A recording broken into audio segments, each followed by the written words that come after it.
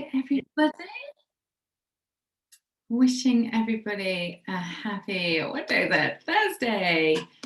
And what is the weather like with you guys? Because, oh my goodness, here in Wiltshire, it is suddenly absolutely freezing.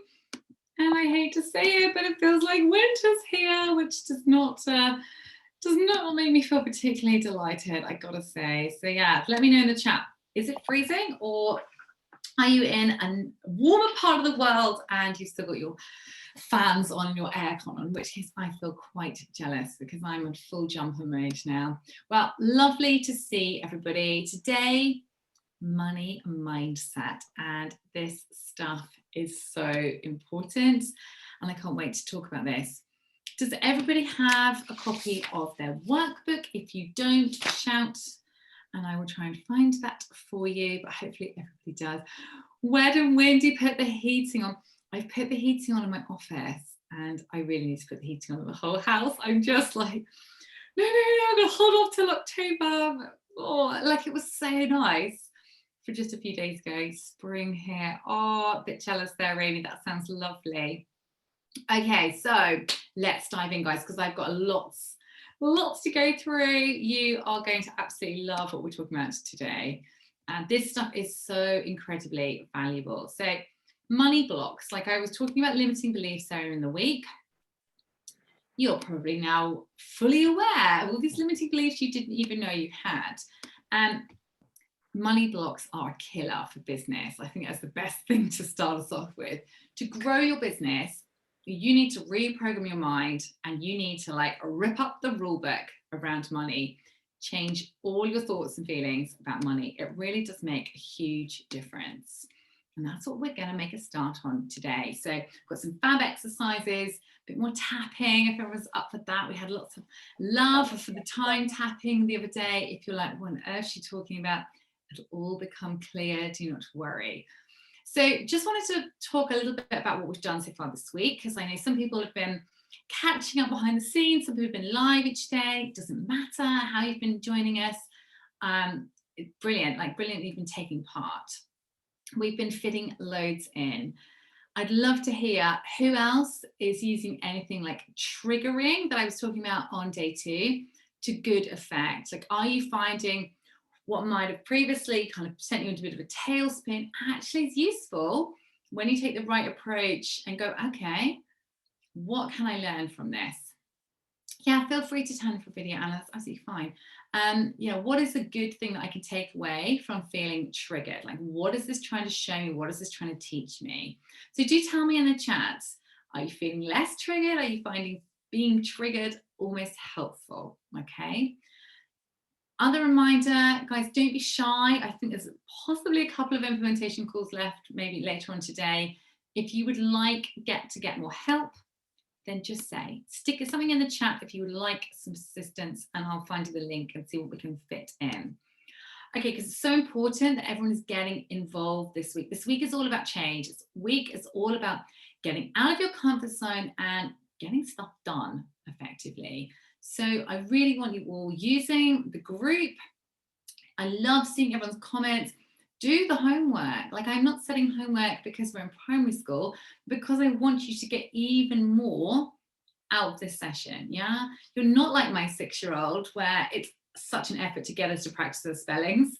I want you to keep taking action. So do use the homework thread in the group to tell us what your takeaways are. Tell us what you're learning, because the more you put in, the more I can help you further. So get involved. This week is all about your future, where you want to go, looking forward, because if all you're doing is feeling the same feelings, thinking the same thoughts, behaving in the same way, all you're going to get is what you've got. And everyone's here because they want something new, they want something different, they want more clients, they want more money, they want more time, they want all of those things. You are going to have to shake it up. And that is what this is for, okay? So let's not get stuck in the past. Let's get cracking and have some change. Change does not need to be scary. Let's embrace it. Tomorrow, I'll be talking about finding clients, which I know there's people like, yes, where are the clients? So that's what I'm talking about tomorrow. Reminder, videos go away 8 p.m. UK time on Monday. So you have been warned.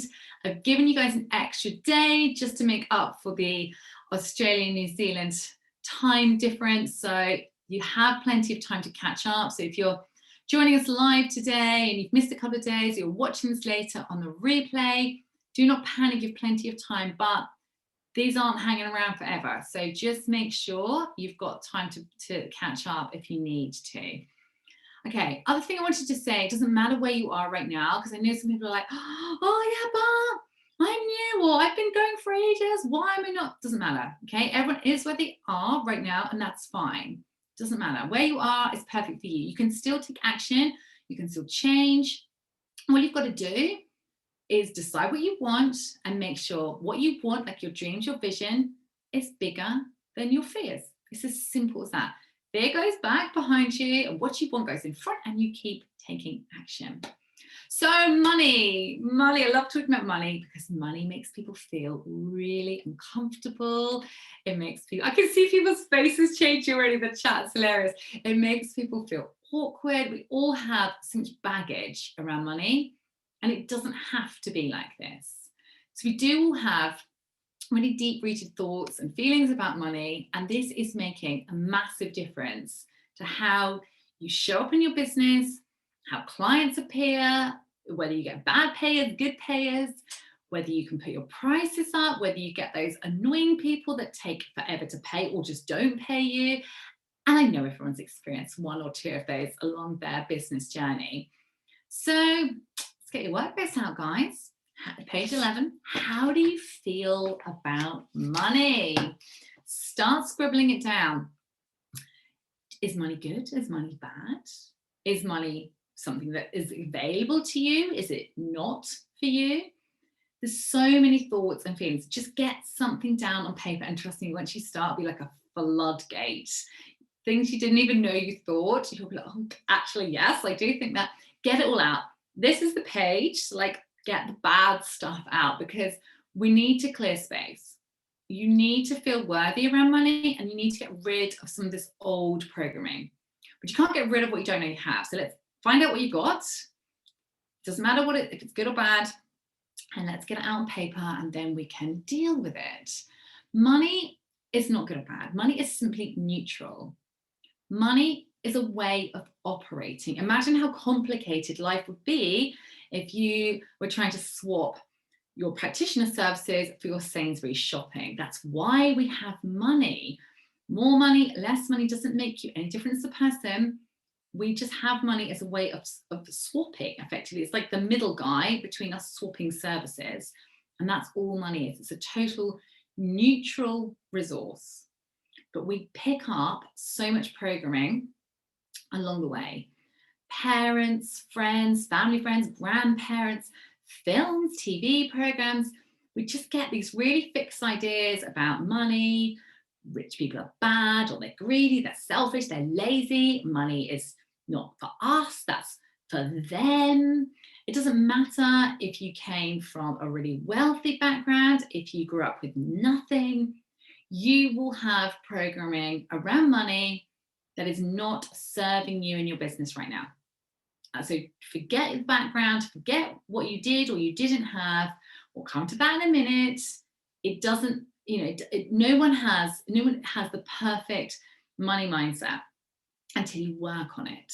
So as I said, it's a misconception to think, well, if you grow up with money, you'll think, no, you can still have a massive sense of a lack when you grow up with loads and loads of money. So it really doesn't matter what your background was. Maybe you associate money with arguments. Maybe you associate money with having to work so hard. Maybe that's something you saw when you were a child, like one parent working all the hours and just not seeing them. Maybe divorce or arguments about money, or I know when a coach I've worked with, she was saying how her parents used to very unsubtly go and have money arguments in another room, and the children were excluded. And like money was like really secretive and fearful and bad. So we've all got this. And then when you add in the horse world, oh my goodness, it makes us even more of a mess, I have to say. It gives us even worse, I only said horse blocks, money blocks in the horsey world, because And let me know, do you feel you have got horsey money blocks? Put a 1 in the chat if that's you. I feel, so much going on around money in the horse world, but whatever you have in the horse world, whatever place you have, wherever you are, someone's got more. So to the outside world, if you have anything to do with a horse, everyone's like, well, you are like super rich. And as we all know, there are people who can barely pay for their house, yet have a horse. There's people that are like driving around a car that is largely rust and requires a bit of luck to get it going, but they've still got a horse. Having a horse actually does not mean you've got money at all. But this is this conflict. So you can be really struggling to get by and still have a horse, but everyone thinks you're rich. Or when you're in the horsey world, whatever you've got, someone's got more. Somebody will have, you've got 1 horse, someone's got 2. And I remember doing this when I was 21. I literally spent every penny I had on this horse. I was so poor, I couldn't afford a saddle, and I rode bareback for 3 months while I saved up to buy a really crappy secondhand saddle. I was delighted with myself. And then I moved from like just renting a field, which I should have stayed in really, to a livery yard. And I was like, oh, well, just got a lorry. I didn't have a saddle. Like, this is a bit of a crappy feeling. But at the time, I was so delighted with my horse and having not a single penny left. I think it was probably all I had, plus a bit of overdraft, if I'm honest. So whatever you have in the horse world, someone's got more horses, better lorry. They've got the house and the stables. They've got all the gear, whatever it is. It's easy to feel a state of lack. It really, really is. So we've really got to dig in. So hopefully you've got an awful lot in this first box, because I think when you start digging, you'll find absolutely plenty. Money is certainly not good. It's not bad. It's not evil. There's so many teachings around money being wrong. To me, money allows you to do more good in the world. Money gives you freedom. Money gives you choices. It gives you options. I was having this really interesting conversation with a friend about money at the weekend. And we were talking about how it gives you flexibility. It allows you to support other people. She was saying, actually, she's got some plans where there's going to be some more money coming in. And she said she just wants to buy more time by getting more support at home. So money doesn't like make you a bad person. It just gives you choices. That's how I see it. You can do more good. You can give to charity. You can volunteer your services. You can do so much with more income. It doesn't change you, in my opinion. I think it amplifies you. If you're already a bit of a muppet, a bit of an idiot, you'll just be a bigger idiot with money. And like, I've seen this. I can think of, I have a friend's ex-husband. He had some shares that the company got sold, and he is like super rich these days. He wasn't poor to start with, but he was really braggy anyway. Now you can imagine he's mega braggy. Like, it doesn't make him different. It doesn't make him worse. It just makes what he already was, just ups the volume, amplifies it. And I think so many people fear that they have more money, their family won't like them, their friends will reject them, it'll change them. I really personally don't think it does at all. We've all got so many blocks around money. Like, I've already identified the particular equine ones I feel we have. Like, if you look at lottery winners, I find this so interesting. So many lottery winners just blow the money. Like, they don't even know what they do with it. They go bankrupt, it's all gone. A couple of super yachts, it's all gone. They take their friends on a few holidays, but everyone they know, a boob job or something, it's all disappeared in such a short space of time. Why is that? My assumption would be they don't feel like they're worthy of it, so they spend it all, they give it all away. They don't feel like they belong. Like, they're blocked around money. They don't know how to act or feel or be around money. So it goes. So box number 1, I think we've filled quite nicely. Tell me if you haven't got any fears around money. Any thoughts around money? And let's move on to fears around money. So what are your fears and where do these come from? It'd be lovely to just maybe fill out first, like, what kind of fears do you have? Thinking of my clients and people I talk to, I feel a lot of people, it's fear that it won't happen, fear the money will run out, fear people won't pay, fear of rejection. I find that the fear that money will run out is really interesting. Like there is enough money. When I looked this up the other day, estimates between 40 and 90 trillion dollars in circulation at any time. Like that's quite a lot of money. You know, we're not going to run out of money anytime soon. If you find that you don't have that many fears, what I would ask, or let's add to the fears, what I'm going to ask you, I'd love to write down what you instantly think. If I say, okay, I'd like to go and double your prices tomorrow, no, actually do it today. Double your prices today. What fears come up? I think for a lot of you, you'll be like, oh, I can't do that. To fear that every single client would just drop you, that you couldn't possibly do that. It wouldn't work. People would just say no. Your business would just bust. You'd have nothing left. It would all go to pot. You know, tell me what you think. What do you fear if I say double your prices, or what are your general money fears? I'm going to just jump into the chat and see where we are at.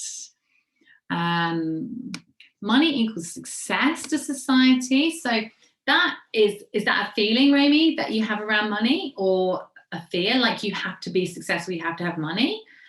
Which is a really interesting one, isn't it? Like I can see totally where that comes from. And I think, yeah, I can see lots of people do think and believe that. I have to say, I think actually success really comes from having what you want. And that doesn't need to be money. You know, money is really helpful. Money is useful. Money gives you choices. It definitely doesn't give you happiness at all. But embarrassing talking about money. So Rachel, that'd be really interesting to like trace that back a little bit more. Like, where does that come from? Which we're going to talk about in the next couple of pages. Like, suddenly growing up, money was something like you didn't really talk about it. It was like wrong to ask how much money somebody earned for some reason. Like, why is that? Like, I didn't see a problem with asking that. I feel, although I'm British, I grew up in the UK, I've spent quite a lot of time in different countries, and I just feel like I don't have a British mindset to money at all. I've never have. Like, I've always felt really fine with asking people how much money they make and so forth. And I think in the UK, I know some of the UK people on this call will definitely agree we have real hang-ups about talking about money. Double prices today. Oh my goodness, no.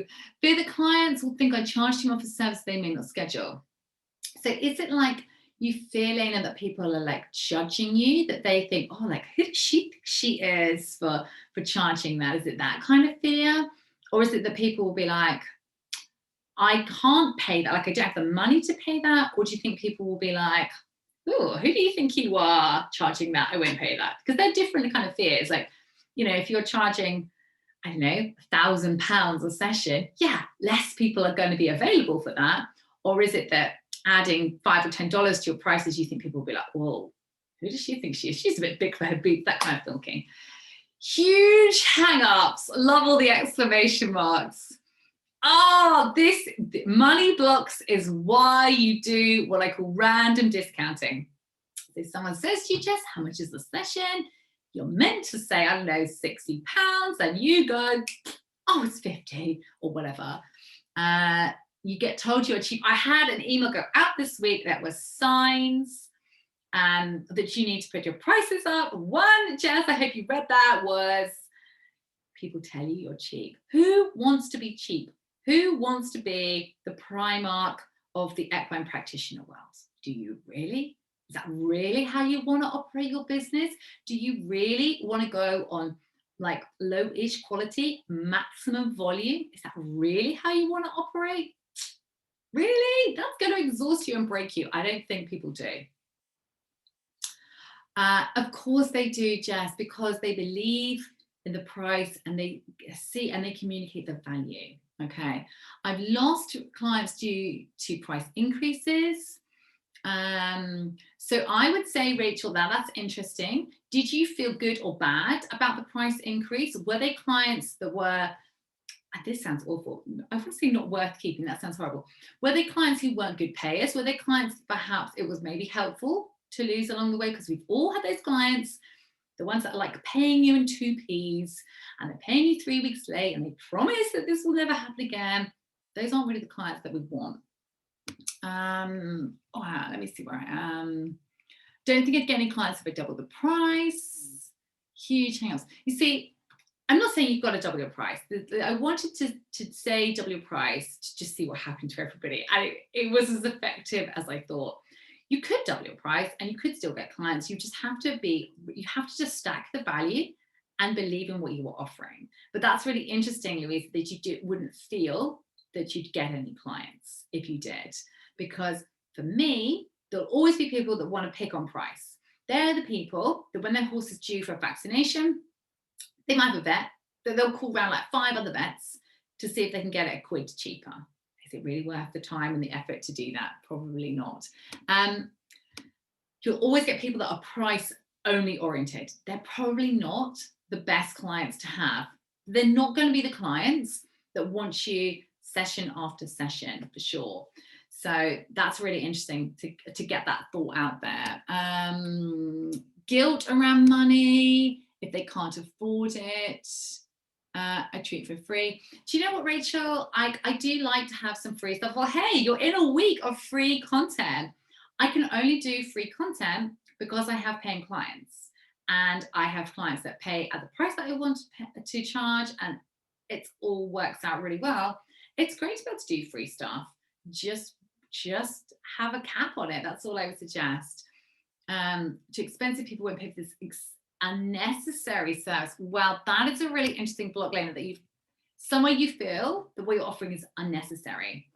You definitely want to do some work on why it is necessary.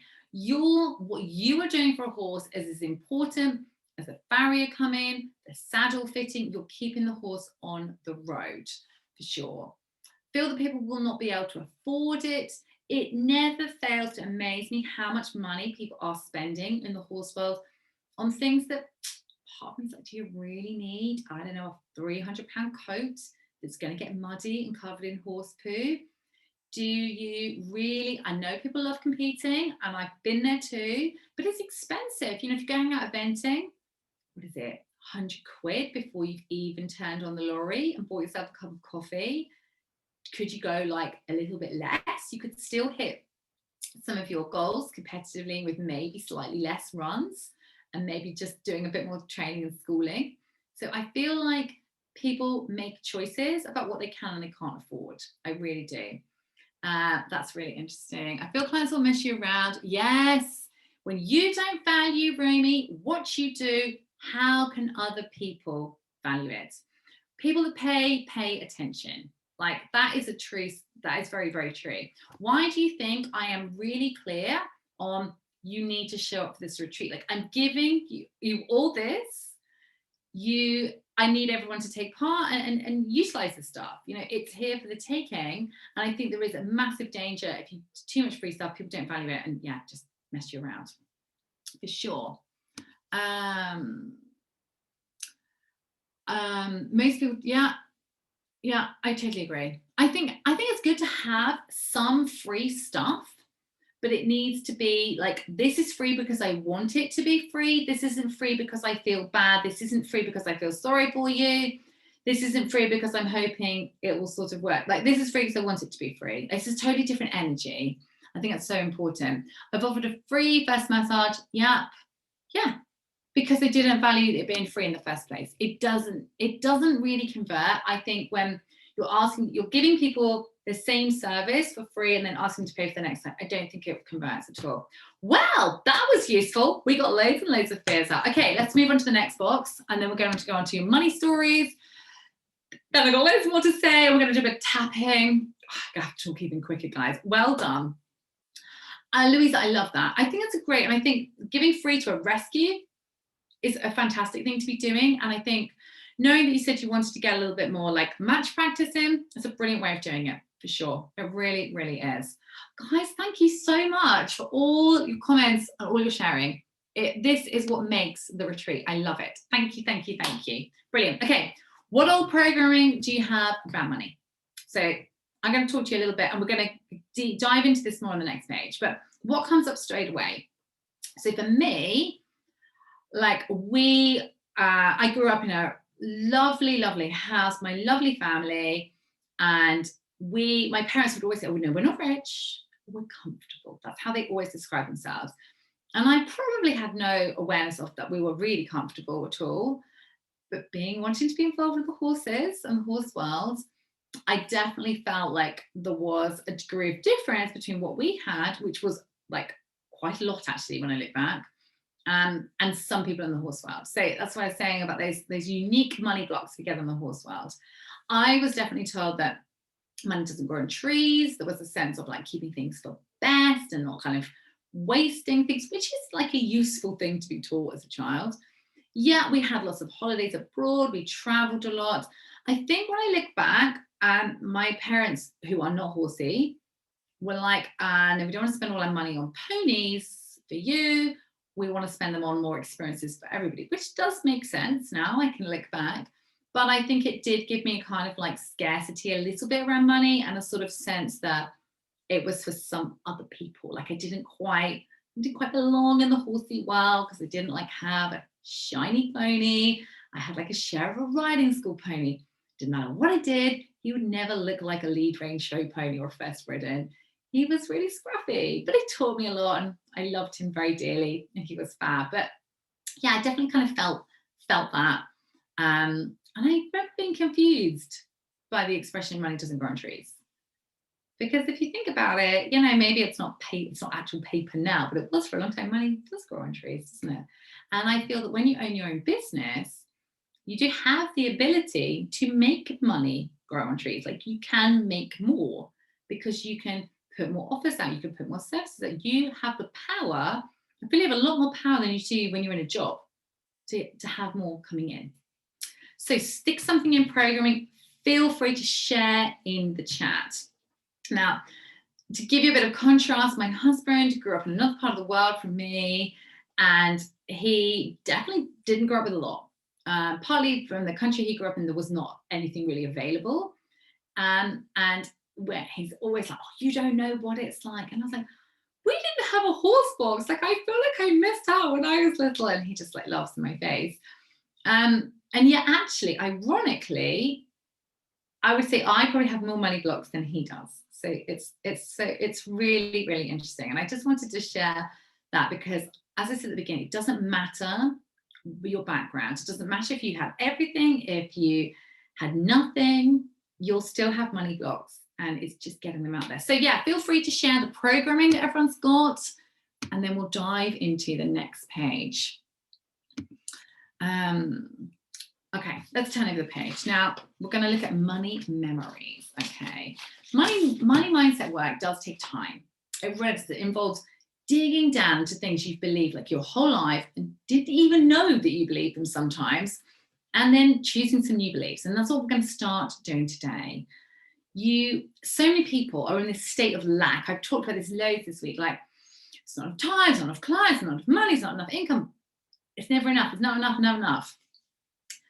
If that's what you believe, if you are in a state of lack, you just get more of what you already feel. What you already are, you'll just be multiplied. So if you're in a state of lack, you'll just have more lack. If you, for example, you don't love yourself, you hate yourself, how will anyone else love you? It's exactly the same. If you don't think you've got enough money, you won't get any more. You'll just get bills appearing. So you have to get out of that state of lack and into a state of gratitude. And I think the first way to get some of this stuff out, like I talked about, making the space, clearing the way, getting some of these money memories. So let's spend a few minutes scribbling down some money memories. Let's find out what the biggest things you need to shift and what they are. So what are your clearest money memories as a child, as a teenager, as a young adult, and as an adult? I'm going to share. I love doing this exercise, and you can just scribble a few bits down. You can put more in later.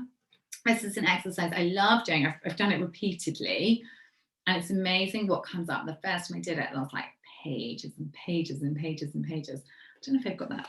I get through journals quite fast. I don't know if I've got that one to hand actually, but yeah, there was loads, and it's really, really interesting to drill into actually what you didn't even know you think and believe.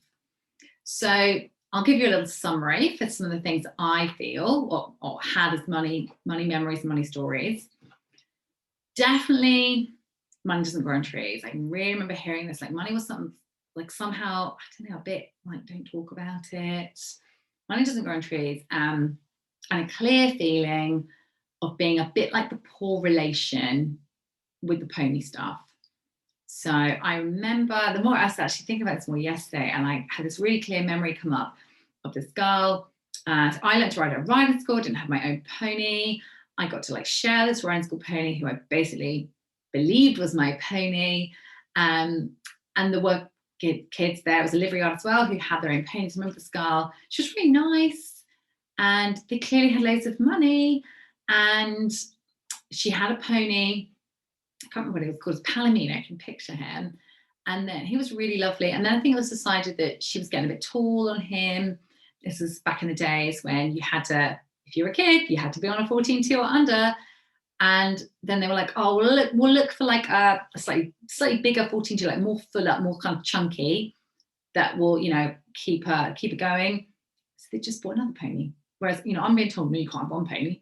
And there's this girl, oh, she just gets a second one. They just kept the first one and let somebody else ride it a bit when she didn't have time to ride it. And I remember feeling like, oh, yeah, great. I haven't got one, she's got 2 bloody ponies. So definitely a bit of a poor relation kind of feeling there. As a teenager, I have some really interesting money memories coming up. My parents, when I look back, if they were absolutely mad doing this or if it was a really good idea, I'm not totally sure when I look back. When I was 15, 14, they decided that I could finally have my own horse after all these years of bugging them about this. But they would not pay all of it. So they very kindly gave me an allowance. And this allowance had to do everything. Pay for the horse, I had to pay for the bus to school, I had to pay for my school uniform, I had to pay for any fun stuff I wanted to do. And there was a shortfall that I had to make up because I had a horsey job, and I had to make up the difference. And as you can imagine, you know, I was quite young. Like the first time I'm handed this sort of lump of money, I'm like, yeah, brilliant. And go and spend loads of it. And then I'm like, oh, I've got to pay the farrier. I haven't got any money left. It was a really useful learning exercise on budgeting and planning money for sure. But I think when I reflect back, I think there's definitely a feeling like can't have it all. You can't have the horses and like kind of do the stuff my friends who weren't horsey were doing, like, you know, sitting around in the town looking bored and buying clothes and so forth. So I think that's probably the main standout, was that you can't have fun stuff and horses, like you've got to choose. And now I don't feel like that. You know, now I think you can, yeah, sometimes it's a stretch of time, but you can have both. Like you can have enough money that you can do all the horsey stuff and have a non-horsey aspect to your life. As a young adult, it's similar actually. You know, I just talked about when I was 21, I bought this mare. Every penny I had. So I think that's kind of time was probably, for a little bit, there was a thought that horses take all the money. Then I had this really fun time when I was earning more money and my outgoings were quite low. And my best friend and we just had this like really fun, crazy kind of year where it was like being 15 again or 17 again, but we had a credit card. It was really cool. So I think there was a bit of, yeah, horses can take all the money, but also like blowing the money, I think was definitely another memory of, yeah, just like lots of partying and lots of pony parties. I mean, quite wide. The two don't really go hand in hand, do they? How can you expect to do your best athletic performance with a bit of a hangover and massively sleep deprived? I don't know, but that's what I was doing at the time. So horses take the money, and it was definitely a young adult kind of feeling and just blowing the money. Yeah, I had more money, but I just got rid of it. Okay, let's read some chat. Oh, description of your childhood. I'm so glad it's not just me. Yeah, I think it does. Horses, yes. Yeah, I totally agree. Yeah, it was horses or everything. Yes. Yeah, totally. Totally. You guys are in the right place. Like, it's really nice so we all understand this. Okay, as an adult, like, yeah, you know, things have been pretty good. Then when I had my first daughter, I was on maternity leave, And I definitely was in a state of lack around money because my salary like disappeared. We had just really, really stretched ourselves massively. I decided we were going to move house. My husband is a very patient, tolerant man. He just generally goes along with each of my schemes over the years. And we had decided that we would try and keep the house we were living in and we would rent it out. So it was like a great decision long term, but there was like a real tight time. And that just happened to coincide with being on maternity leave. I didn't know I was pregnant at the time. I wonder why I was so tired. Makes sense now. And yeah, I felt in a real state of lack, like watching every single penny. It really, in some ways, wasn't actually that fun because for those of you who've been on maternity leave, it's a time when you do end up spending quite a lot of money, not just on baby stuff, but like you've got this time and it's just you and your baby and like other people with babies and you go out for coffee all the time. And I felt like I missed out. I felt like I had to say no to lots of things because I didn't feel like I could afford the Starbucks or the whatever. When I look back, was it really the end of the world? Like £3 here? Maybe it was a bit of worthiness as well. But yeah, so state of lack definitely was a big standout. It was a short space of time, but it left a bit of an impact. It's not all of my adult life, but it definitely made a bit of a difference. As an adult, saving more and more money by being specific. Yeah, like I think spending is great. Like I'm definitely a saver more than a spender. It's just making sure you're saving with the feeling like of excess and like choosing to be intentional rather than from lack. So when we were saving money, because we had to pay back this extra deposit for this second house, it was like a state of lack. I was like, I can't have this, and it was really negative. Whereas I could, if I'd known what I know now, I could have been much more like, I'm choosing to only invest in this. I'm choosing to say no to these things so that I can do this. I would have had a very different energy around it, Romy, and I think it would have made me feel a lot better. So I love saving. Just watch the energy around it. I hope that makes sense to everybody. Okay, other things I wanted to just run through. I appreciate I'm talking quite fast. I could literally do a whole week just on money training, and I wonder maybe I might do that in the future. Let me know if you'd like that, by the way. I think it's really important that we don't label ourselves with money. Like I've just said, oh, I'm a bit of a saver, and other people are, oh, I'm a spender. We just need to just watch our language that we don't do that, because obviously you're just going to live up to whatever you tell yourself you do. Another thing I'd love you to do is set some new minimum standards. Okay, so this is something to be an ongoing practice for you, for sure. I'd love you to think where you can like up your game, because you can't charge more if you don't feel that you're worthy. And I know this is a fact. Horsey people are awful at this. Horsey people put themselves way down the list.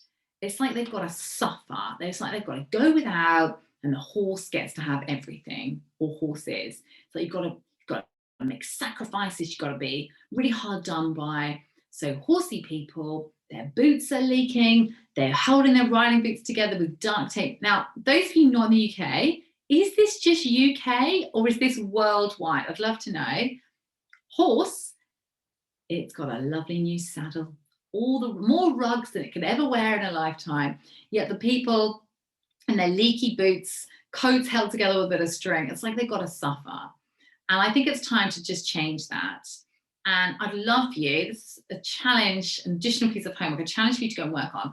Where can you make upgrades in your life? Where can you flip the script on what is your basic? So maybe it's some things you spend money on. Now, I'm not saying you need to suddenly start spending loads more money, but could you up your game? If you buy, I'd say, let's say chocolate. When you next want some chocolate, could you buy like the next level up of quality?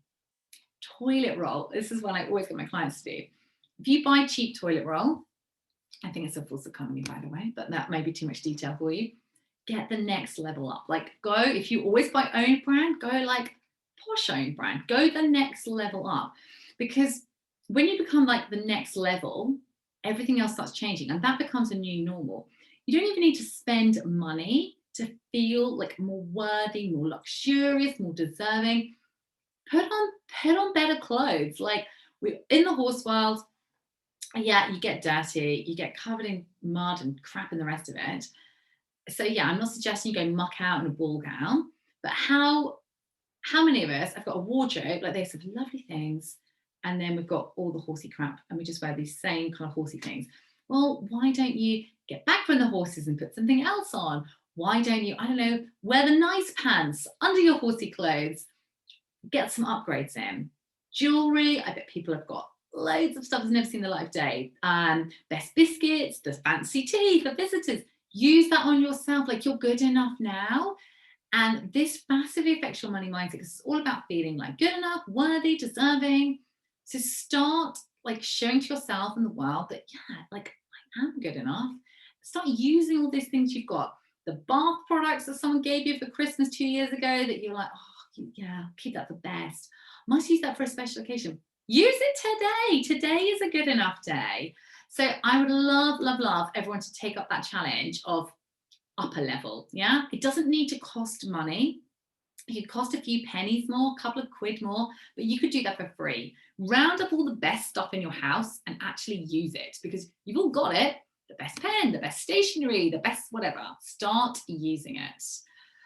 Okay, who's up for a bit of tapping? I've got one more bit I want to do after the tapping. Put a one in the chat if you want to do some more tapping. I know the tapping on time was really, really popular. So I wanted to do some tapping around money. Is that okay with everybody? Yes. Amazing. Fabulous. Right. It's tapping time then. Okay. If you didn't, yes. It's so, so true. Like, I no longer have self at best, because every day is best. And actually, I've been really careful with my girls. You know, they want to go and wear a party dress and go to soft play or something. If it's, you know, yeah, go for it. Why not? Every day is good enough. It really, really is. And I love seeing my daughter like climbing a tree in something sequiny or something, because I think, yeah, why not? Life is too short. Okay, so tapping. If you missed the call on Tuesday when I was talking about tapping, we've got this, it's acupressure. Yeah, acupuncture without needles, basically. Set points around your body that we're going to tap on. We're going to get the negative stuff out. Then we're going to reframe with some positives. I find it gives a really great release. It makes me feel better. This is something, if you're watching on the replay, you can use this replay for the rest of the week. You know, you can chop this bit out and use it again and again. And if you're watching on the replay, you can pause and re-go over this as many times as you like. So this should give you a bit of a lift around money. So the points, this is our setup point. Just going to follow along with me. Top of the head, eyebrows, side of the eye, under your nose, chin, bony bit, collarbone, yeah, I forgot the name there, and bra strap for one of the more technical terms. And then we'll go around. Okay, so tapping on money. I'm going to just breathe in and then let it out. Let's get all the rubbish out. Let's get the bad stuff out. Okay, so let's begin. Right, let me just move the chat over there. It's a bit distracting. Okay, on the setup, so karate chop, which is meant to be called the karate chop point now. Even though I worry about money, I still fully love and accept myself. Even though I worry that people won't pay that, I still fully love and accept myself. Even though I fear that people won't pay my prices, I still fully love and accept myself. Even though I worry that there isn't enough money, I still fully love and accept myself. Even though I stress about money, I still fully love and accept myself. Oh, God, I feel better already. Right. All this stress I feel about money, this worry I have about money and whether people will pay it, this stress I have about money and people judging me around money, all the fear that there isn't enough money. I feel anxious and stressed about money. All these fears and worries about money. all these money stories, all this lack, all this scarcity about money. Oh, all these negative feelings, all this anxiety about money, all this time I'm spending worrying about money, all these fears about money, all this stress I feel about money, all these worries about lack and money,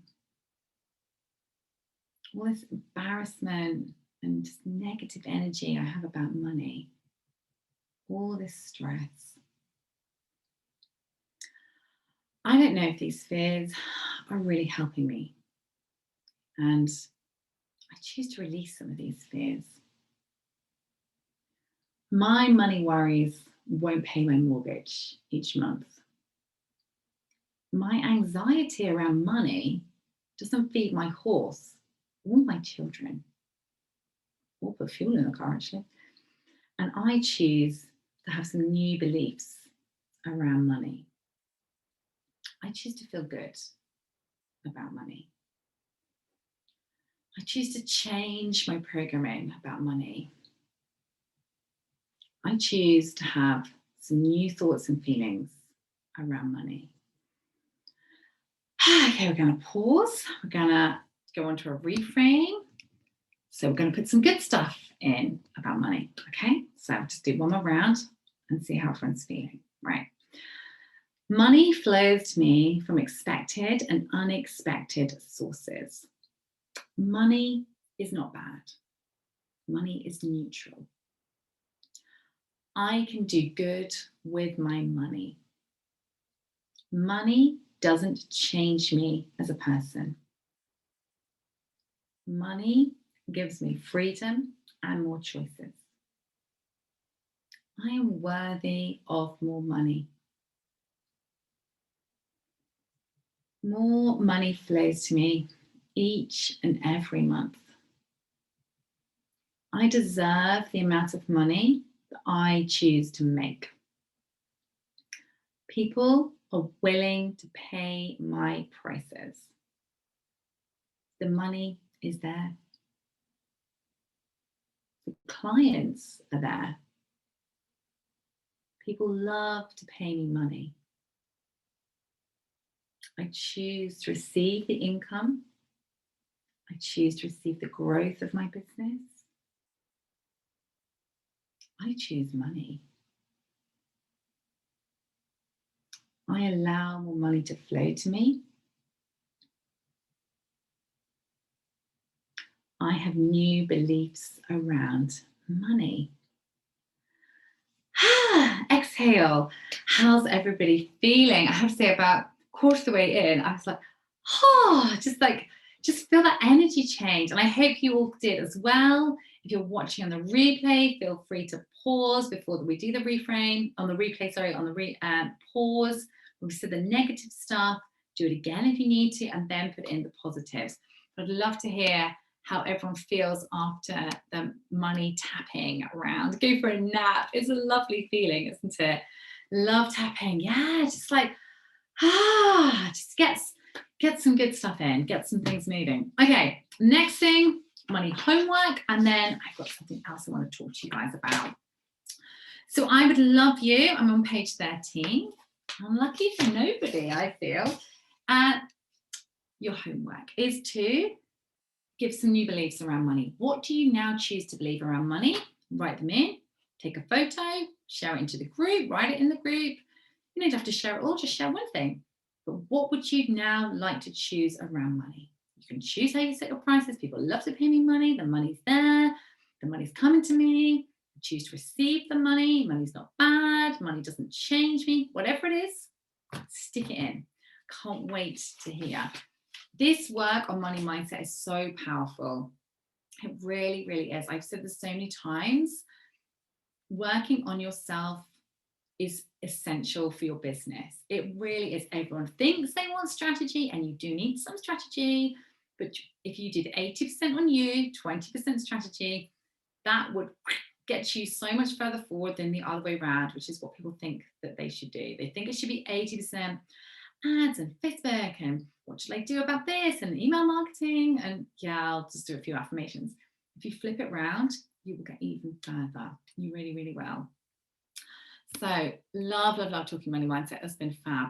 Right, what I want to do now, guys, is I just want to take a moment and thank everybody so much for joining us so far this week. Like, it's been brilliant. I really hope you're all enjoying yourselves, because I am massively. So thank you so much for your energy and your commitment, guys. I am so grateful. It's only day 4. I've thrown so much out there already, and I've got so much more to give you guys. What I want to do right now is extend an invitation for some of you to go a bit further. So many people have reached out to me this week and said, I need some more help. Like, what is after the retreat? I don't want this to end. Like, what do we do now? And I'm really excited that I will be able to help more and more people after the retreat with my new 8-week Kickstarter program. Because I know so many people feel really overwhelmed and they want a plan. If that's you, please stay on the call. If you want the how and you want some support, you want the accountability, you want the tools, please stay on the call, because this is what I'm going to be talking about next. For those of you who just want some free stuff, please feel free to jump off the call. Will not be at all offended. Tomorrow is all about finding clients. I can't wait to help you then. But for those of you that want to stick around and find out what your business could look like by Christmas, stay on the call. I'll walk you through the Expert Academy, who it's for and what it does, because I feel that this is what so many of you really, really need right now. It's a kickstart, and this is a Kickstarter. So I've run the Expert Academy several times before. It's a really popular program. It makes a difference. It gets results. This time I've tweaked it slightly, and I'm running it as an 8-week Kickstarter. So it's a group coaching program, and I'm running it for those who are new in business or those that feel they need a reboot. So it's going to give you a roadmap and strategies that you can use again and again. So it's group coaching with 8 live calls delivered over 9 weeks. We're having 1 implementation week.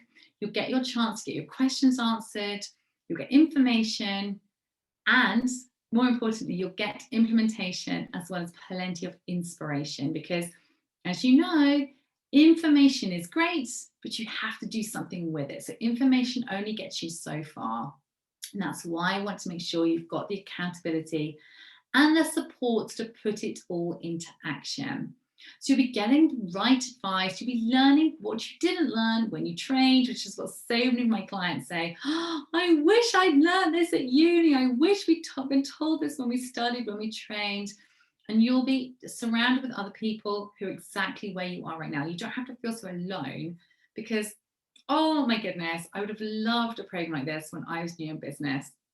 It's really daunting. It's really overwhelming. Like, oh, there's so many things I could do and I don't know where to start and what to do. It's really stressful. So this program is here to take the stress out.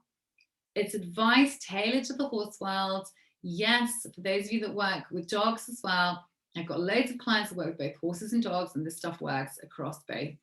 You'll get new skills and you'll get to be able to move your business to where you want it to be. Like I said, it's a Kickstarter.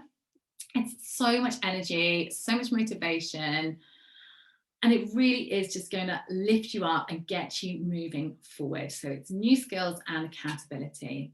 This program is perfect for you if you have no idea where to start.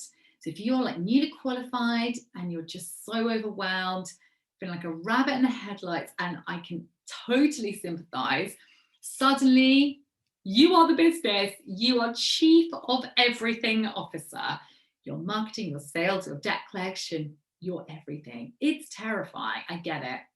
You've got no clue, you need a plan, then this program is for you. This is what you need to get you from stressed and overwhelmed into action taking, getting fully booked. It's also for you if you've been in business, but you feel stuck, like you're stagnating and you're like, I've got some clients, but I don't know what my best next move is. this program will work perfectly for you as well. You don't need to spend 2 years getting to 10 clients a week. So if you joined us in July, you'll have heard from Jess. Jess joined the Expert Academy last September. She was newly qualified. I think she maybe had a couple of clients, and all she wanted to get to, so was it 10 or was it like 11? I can't remember, something like that, clients a week, like spaces booked out a week. She has smashed that. She really has. I think she's like maxed out totally now. It doesn't need to take that long. Like she did that in under 6 months. So you can be like Jess. Like people think, oh, it's going to take years to find clients. It doesn't have to.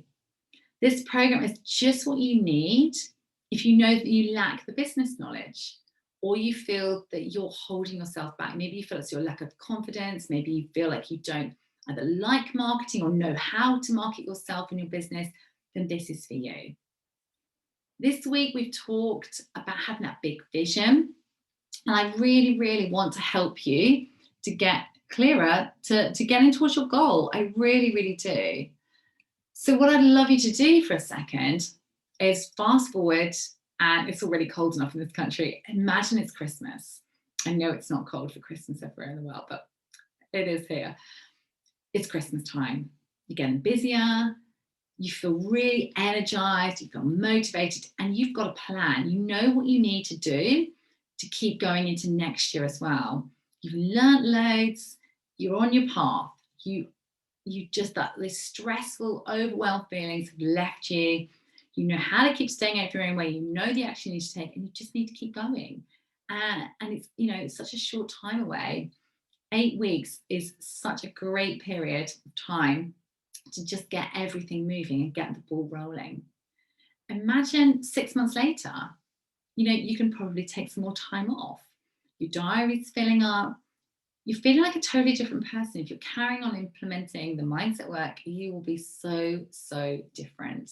Your business will be growing, and you will be enjoying the process so much more. Like I've said this week, your mind is either the best or the worst thing for your business. It really is. All this is possible. You can have the business that you want. It's all within your grasp. You can be like Amy. We heard from her in the last retreat. She's growing a team. She's hitting goals she didn't even think she could. Or like Fiona, who joined the Expert Academy this springtime. She didn't even think she could do £1,000 a month. I think she was doing like £200 a month. She hit that within a really short space of time. She's growing and growing and growing. And it's so satisfying to watch. She's doing an amazing job. Now, I'm sure you guys have got questions. So let me answer some questions for you. Feel free to use the chat if you want to ask any questions. I wanted this program to be like a no-brainer. The price of the program is £999 for the 8 weeks of support, or you can pay in 3 installments of £333. You can also pay monthly, every month for 12 months at £99 a month. Like I said, everybody can take part. There really is no barrier to entry. I wanted this program to be super, super accessible. This is incredible value. I've never offered the Expert Academy at this price point, and I tweaked it. I shortened the program, tweaked it for new businesses and people wanting a reboot so I could support more people. That's really, really what I want to do. To give you some context, this is like my mastermind program is 6 times the price. My one-to-one coaching for the year is closer to £10,000. Like, this is an amazing opportunity. It's such great value. It really is. Booking on today, you get access to one of my digital courses, which is insanely good value to add that in as well. And we've had so many people joining and wanting to find out how to get some more help after the retreat. And loads of people jumped in already. So congratulations to everyone who's already joining us, who've got on the call. Lena's already signed up, Louisa, Haley, I don't think she's on the call, but yeah, so excited. So if you've got questions, stick them in the chat. I'm going to share the link where you can find more details and book yourself on if you'd like to. If you have questions that I haven't answered, you are most welcome to book a call where I can answer your questions. So I have some call spaces on Sunday, and we can chat through whether this is the right fit for you. So these are consult calls. These are not free coaching calls. These are you and me chatting about whether the program works for you, whether we want to work together. Basically, it's not a sales call. It's not a pushy call. It's just me answering your questions and seeing if it's the right fit for you. If it's not the right fit for you, I will most certainly tell you in a really nice way. But I don't want the wrong people to invest. I don't want people making the investments that aren't right for them. Okay, and I will tell you. Like I said, it's a no-brainer, and I really, really want to help as many people as possible.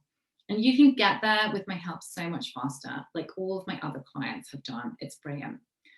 The Expert Academy Kickstarter is starting on the 12th of October.